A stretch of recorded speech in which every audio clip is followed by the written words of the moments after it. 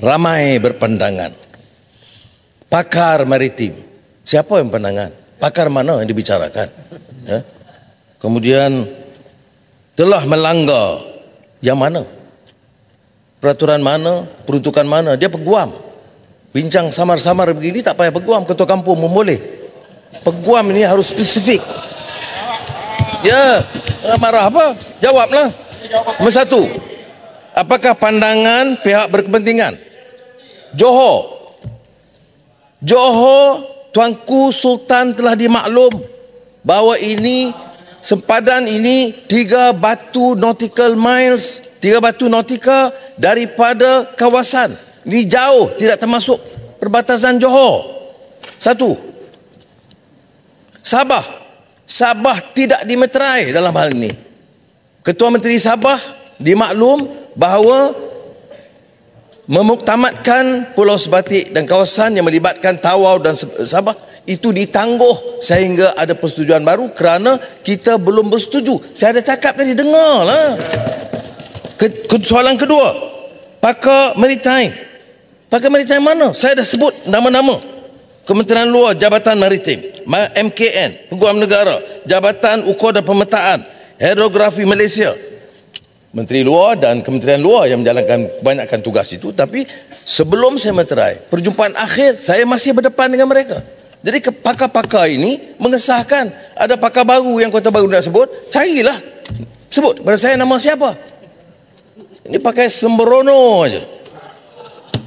Baik, dan semua mengikut peraturan asal sempadan 121, tidak ada pelanggaran langsung.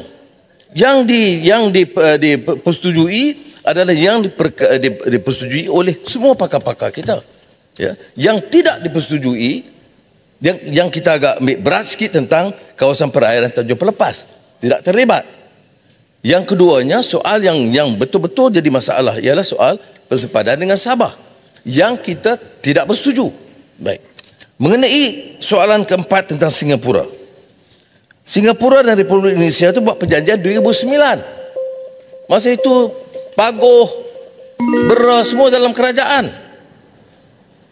Dan apa yang kita lakukan sampai sekarang, Yang Berhormat harus tahu ya, perjanjian Singapura Republik Indonesia perjanjian 2009 itu telah dibantah oleh kerajaan Malaysia.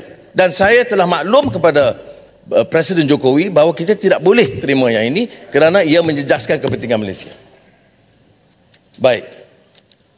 Jadi penjelasan saya, 4 soalan ini itu hanya digunakan sebagai ruang politik murahan.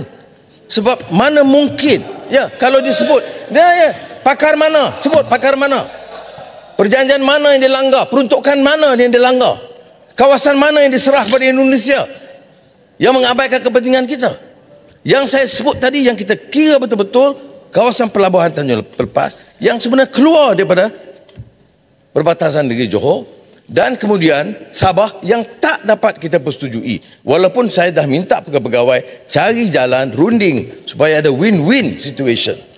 Ya. Saudara sebut tentang sipadan ligitan. Sipadan ligitan itu tengok rekod. Yang pergi runding dengan Presiden Soeharto itu saya sebagai Timbalan Perdana Menteri untuk memberikan mengambil keputusan dipersetujui oleh Presiden Soeharto untuk bawa sipadan ligitan. Nak mengamuk pasal apa?